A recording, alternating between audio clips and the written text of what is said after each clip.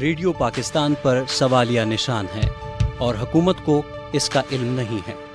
پاک فوج جانتی ہے کہ 1948، 1965 اور 1971 کی پاک بھارت جنگوں میں ریڈیو پاکستان نے دشمن کے خلاف پاک فوج کے اہم مددگار کا کردار ادا کیا تھا۔ آج بھی پاک بھارت سرحد کے ساتھ ملحق علاقوں میں سرحدی باڑ اور پٹی کے دونوں اطراف میں ٹیلی ویژن سے زیادہ ریڈیو کو سنا جاتا ہے، اس لیے دشمن اپنے ریڈیو نشریات پر زور دے رہا ہے۔ ہماری طرف سے اس محاذ پر خاموشی طاری ہے۔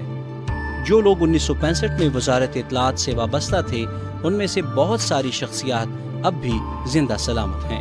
ان کو پتہ ہے کہ وزارت اطلاعات میں 3 اہم شعبے تھے۔ ایک شعبہ محکمہ اطلاعات کا ایکسٹرنل پبلسٹی ونگ تھا، دوسرا شعبہ مانیٹرنگ ونگ تھا، تیسرا شعبہ ریڈیو پاکستان تھا۔ پھر ایسا ہوا کہ کسی بے وقوف نے اسلام آباد والوں کو بتایا کہ لوگ ٹیلی ویژن دیکھتے ہیں، سوشل میڈیا پر مشغول ہوتے ہیں، ریڈیو کون سنتا ہے؟ اسلام آباد والوں نے یہ نہیں پوچھا کہ کہاں ایسا ہوتا ہے۔ اگر یہ سوال پوچھا جاتا تو یقیناً جواب آتا کہ لاہور، فیصل آباد، ملتان، پشاور، کوئٹہ اور راولپنڈی میں ہی ایسا ہوتا ہے۔ اگلا سوال یہ پوچھنا چاہیے تھا کہ نیلم ویلی، کھوئی رتہ، بلتستان، سکردو، سیاچین، غلام خان، چمن، چترال اور خیبر کے سرحدی پہاڑی علاقوں میں لوگ کن ذرائع سے معلومات حاصل کرتے ہیں؟ یقیناً جواب آتا کہ پاک بھارت، پاک افغان سرحد اور لائن آف کنٹرول کے دونوں طرف لوگ صرف ریڈیو سنتے ہیں۔ مزدور اپنی مزدوری کی جگہ پر ریڈیو سنتا ہے، گھر کے بڑے اور بوڑھے گھر میں ریڈیو سنتے ہیں۔ ریڈیو ہی سب سے مؤثر ذریعہ ابلاغ ہے۔ اس وجہ سے امریکہ نے ٹیلی ویژن سے زیادہ اہمیت ریڈیو کو دی ہوئی ہے۔ بھارت نے ریڈیو نشریات پر زیادہ توجہ دی ہے۔ ریڈیو کابل آج بھی مؤثر ذریعہ ابلاغ کی حیثیت رکھتا ہے۔ ریڈیو سری نگر کو آج بھی دوردرشن کے برابر اہمیت مل رہی ہے۔ وزیر اطلاعات سینیٹر شبلی فراز اور معاون خصوصی lieutenant general retired Asim Saleem Bajwa کو اگر بریفنگ دی گئی تو اس بریفنگ کے اہم اجزاء میں 4 باتوں کا خصوصیت کے ساتھ ذکر ہوگا۔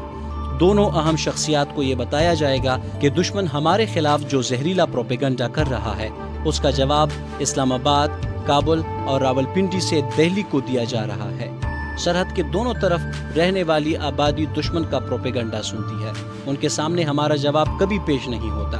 بریفنگ میں اس بات کا بھی ذکر ہوگا کہ سطح سمندر سے 3000 فٹ کی بلندی پر ہماری سرحدوں یا 14000 فٹ کی بلندی پر سرحدی گاؤں واقع ہو، وہاں کے سماجی حالات ایک جیسے ہوتے ہیں، وہاں ٹیلی ویژن اور سوشل میڈیا کی رسائی نہیں ہوتی، کوئی اور ذریعہ اس کا مؤثر جواب نہیں دے سکتا۔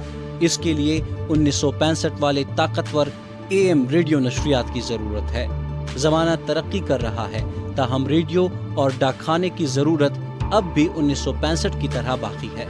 بریفنگ میں یہ بھی شامل ہوگا کہ سابقہ ادوار میں ریڈیو پاکستان کا گلا گھونٹ دیا گیا اور غیر ضروری بھرتی کی گئی، رشتہ داروں کو بھرتی کیا گیا اور یقیناً اس ادارے کا گلا گھونٹ دیا گیا، جس کا فائدہ ہمارے دشمنوں کو ہوا۔ اس کی تفصیل میں جانے کی ضرورت نہیں ہے کہ آرٹسٹوں کا کیا حال ہے۔ اصل میں جو لوگ ریڈیو کو چلاتے ہیں ان کے ساتھ کتنا ظلم اور برا رویہ برتا جاتا ہے۔ صرف 2 باتیں ہی کافی ہوں گی۔ پاک فوج نے ریڈیو پاکستان کی اہمیت کو تسلیم کیا۔ فیلڈ مارشل ایوب خان سے لے کر جنرل ضیاء الحق اور جنرل پرویز مشرف تک ہر حکمران نے ریڈیو پاکستان کو اس کا درست مقام دیا۔ ان کے ادوار میں ریڈیو کے فنڈ کبھی بند نہیں ہوئے۔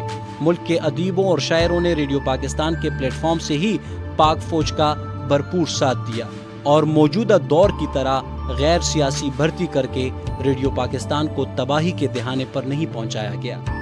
فیض صاحب کا کلام بھی سب سے پہلے ریڈیو پاکستان کی وساطت سے ہم تک پہنچا۔ آخر نقطہ جو وزارت اطلاعات کی بریفنگ میں آئے گا وہ یقیناً یہ ہوگا کہ سیکیورٹی کے موجودہ ماحول میں ایکسٹرنل پبلسٹی ونگ اور مانیٹرنگ ونگ کو ایک بار پھر 1965 کی طرح فعال کرنے کی ضرورت ہے، تاکہ دشمن کے زہریلے پروپیگنڈے کا مؤثر جواب دیا جا سکے۔ اس جواب کو سرحد کے دونوں طرف بسنے والے سامعین تک پہنچانے کے لیے ریڈیو پاکستان کے شعبہ پروگرام اور شعبہ انجینئرنگ کے فنڈ بھی بحال کرنے کی ضرورت ہے، نہ کہ یہ پیسے غیر ضروری سیاسی بھرتیوں پر ضائع کیے جائیں۔ بریفنگ میں یہ بات ضرور آئے گی کہ ریڈیو پاکستان کے شعبہ انجینئرنگ کا فنڈ بند ہونے کے بعد اب AM چینل بند ہو چکے ہیں۔ شعبہ پروگرام کا فنڈ بند ہونے اور غیر ضروری سیاسی برتیوں پر ضائع کرنے کے بعد نئے پروگراموں کی پروڈکشن بند ہو چکی ہے۔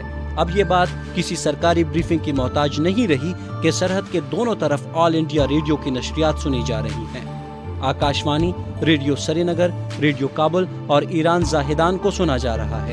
ریڈیو کی دنیا مقبول ہے۔ بی بی سی اور وائس آف جرمنی کی شہرت ہے۔ ان کے مقابلے میں ریڈیو پاکستان کی آواز اب خاموش ہے۔ موجودہ دور میں اگر وزیر اطلاعات سینیٹر شبلی فراز اور معاون خصوصی lieutenant general retired Asim Saleem Bajwa کی توجہ ریڈیو پاکستان کی طرف دلائی گئی تو بعید نہیں کہ دشمن کے خلاف پاک فوج کے شانہ بشانہ خدمات انجام دینے والے ریڈیو پاکستان پر سوالیہ نشان نہیں رہے گا۔